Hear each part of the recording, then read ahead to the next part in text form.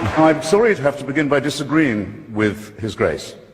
If you're going to be a serious grown-up person and appear to defend the Catholic Church in public in front of an educated and literate audience, you simply have to start by making a great number of heartfelt apologies and requests for contrition and forgiveness. Now, you might ask, you're fully entitled to ask, brothers and sisters, who am I to say that?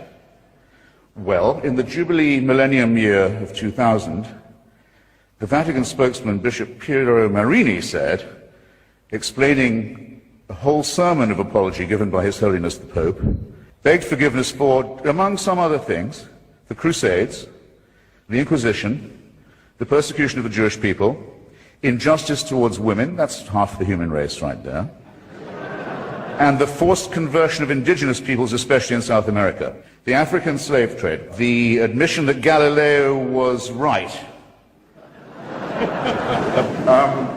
and for silence during Hitler's final solution, or Shoah. And it doesn't end there. There are smaller but significant, equally significant, avowals of a very bad conscience. These have included regret for the rape and the torture of orphans and other children in church-run schools in almost every country on earth, from Ireland to Australia. And to say that this is the responsibility laid upon you by the horrific admission that you've already had to make is not accepting responsibility in any adult sense.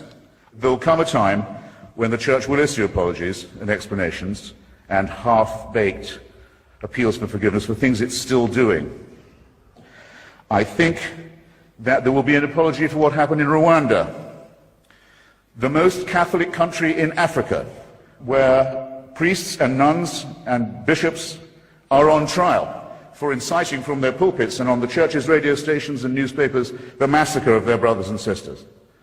Staying in Africa, I think it will one day be admitted with shame that it might have been in error to say that AIDS is bad as a disease, very bad, but not quite as bad as condoms are bad, or not as immoral in the same way. I say it in the presence of His Grace, and I say it to His face. The preachings of His Church are responsible for the death and suffering and misery of millions of His brother and sister Africans, and He should apologize for it. He should show some shame.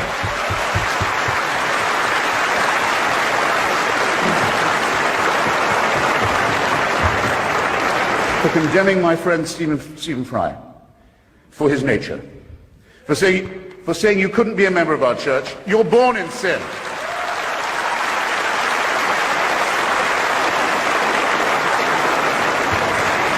He's not being condemned for what he does, he's being condemned for what he is. You're a child made in the image of God. Oh no, you're not. You're a faggot. And you can't join our church and you can't go to heaven. This is disgraceful. It's inhuman. It's obscene. And it comes from a clutch of hysterical, sinister virgins who've already betrayed their charge in the children of their own church. For shame, for shame.